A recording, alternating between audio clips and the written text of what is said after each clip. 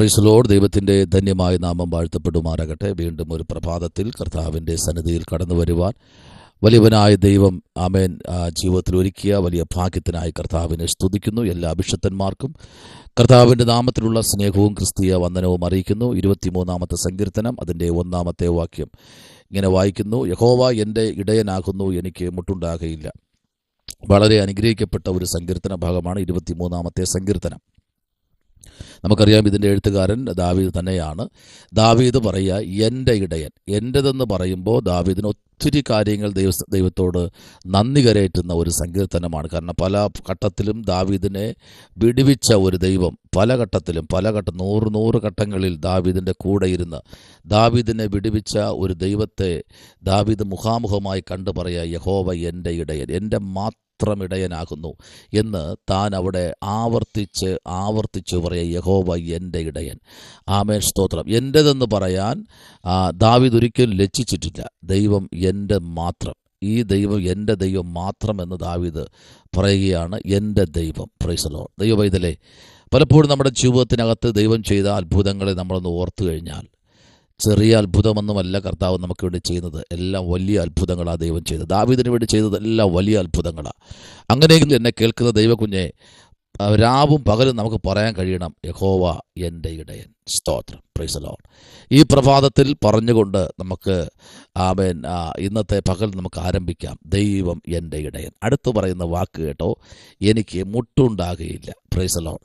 ഏതെങ്കിലും കാര്യത്തിൽ പ്രയാസം കൊണ്ട് വേദനിക്കുന്ന, ഏതെങ്കിലും വിഷയത്തിലായിരിക്കുന്ന ദൈവകുഞ്ഞെ, നീ ഇന്ന് പകൽക്കാലം പറയേണ്ടത്, കർത്താവ് എൻ്റെ ഇടയനാണ്. ഹല്ലേലൂയ. എന്നാൽ 78-ാമത്തെ സങ്കീർത്തനത്തിൻ്റെ 52-ാമത്തെ വാക്യം ഇങ്ങനെ വായിക്കുന്നു. Price the Lord. എന്നാൽ തൻ്റെ ജനത്തെ അവൻ ആടുകളെ പോലെ പുറപ്പെടുവിച്ച് മരുഭൂമിയിൽ ആട്ടിൻകൂട്ടത്തെ പോലെ അവരെ നടത്തി. Price the Lord. ചില മരുഭൂമി ഘട്ടമൊക്കെ നമ്മുടെ ജീവിതത്തിൽ കടന്നു വരാം, പക്ഷെ അവിടെയും നടത്തുന്ന ഒരു ദൈവമുണ്ട്. Praise the lord. എങ്ങനെ? ആട്ടിൻകൂട്ടങ്ങളെ പോലെ. Praise the lord. ആമേൻ. ഒരു ആടല്ല ഉദ്ദേശിച്ചത്, ഒരു കൂട്ടമായിട്ട്, ഒരു പറ്റമാട്. ആമേൻ. മരുഭൂമിയിലേക്ക് ഇങ്ങനെ വിടുമ്പോൾ നമുക്കറിയാം, അതിനകത്ത് സ്തോത്രം, ഒരു വ്യക്തി അതിൻ്റെ കൂടെ അതിനെ മേയ്ക്കുവാനുണ്ടാകും. Price the lord.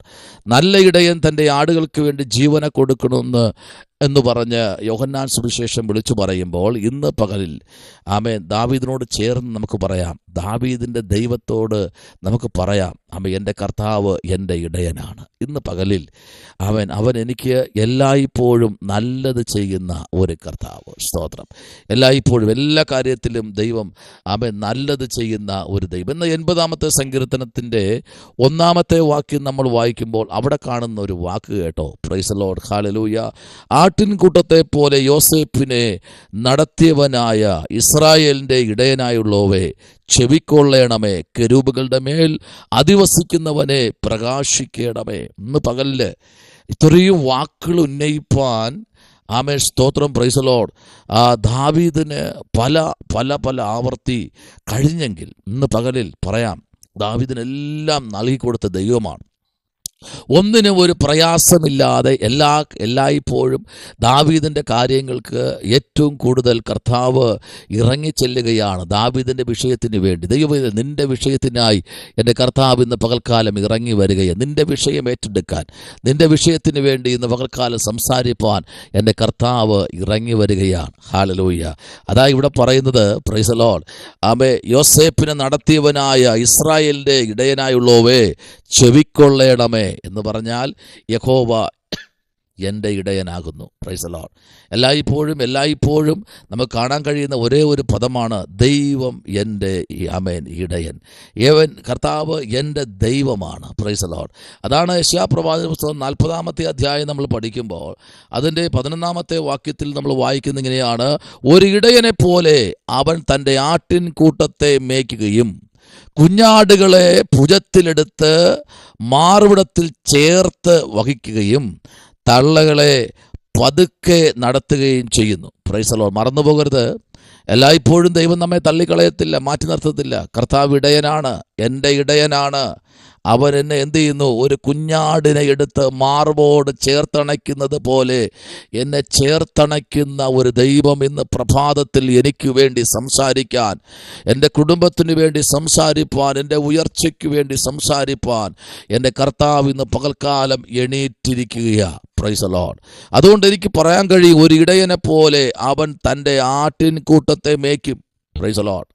അപ്പോൾ ഒരു ഇടയൻ എങ്ങനെയാണോ ആട്ടിൻകൂട്ടത്തെ മരുഭൂമിയിലേക്ക് കൊണ്ടുപോകുന്നത്, അതുപോലെ തന്നെയാണ് യഹോവയായ ദൈവം ദാവീദിനെ നടത്തിയത്. Price the Lord. അടുത്ത് പറയുന്നത്, കുഞ്ഞാടുകളെ ഭുജത്തിലെടുത്ത്, കണ്ടോ, കുഞ്ഞു കുട്ടികളെ ഒന്നും നടത്താറില്ല, അതിനെ അവൻ ഭുജത്തിലെടുക്കും. ഇടയൻ്റെ ഉത്തരവാദിത്വത. കൊച്ചു കുട്ടികളെ ഒന്നും വലുത് ദൂരം നടത്തത്തില്ല, അവർ ക്ഷീണിച്ചു പോകുമെന്ന് പറഞ്ഞ് കുഞ്ഞാടുകളെ ഭുജത്തിലെടുത്ത്, അടുത്തെന്താ പറയുന്നത്, മാറിവിടത്തിൽ ചേർത്ത് വഹിക്കുകയും. കണ്ടോ, അപ്പോൾ നെഞ്ചോട് ചേർത്തണയ്ക്കുന്ന ഒരു ദൈവത്തെയാണ് ഈ പ്രഭാതത്തിൽ നമ്മൾ സ്തുതിക്കുന്നത്. കുഞ്ഞെ,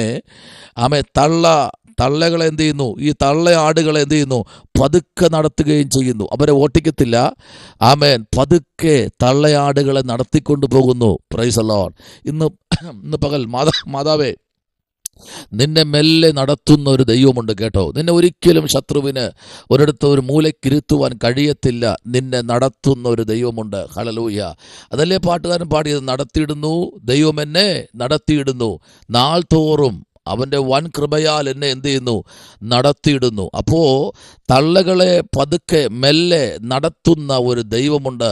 അതിനകത്ത് എത്ര കുഞ്ഞാടുകൾ, എത്ര കുഞ്ഞു കുട്ടി ആടുണ്ടെങ്കിലും അതിനെയെല്ലാം മാർവോട് ചേർത്തണയ്ക്കുന്ന ഒരു ദൈവം ഇന്ന് അതാണ് ദാവീദ് പറയുന്നത്, യഹോവ എൻ്റെ എൻ്റെ മാത്രം, എൻ്റേത്.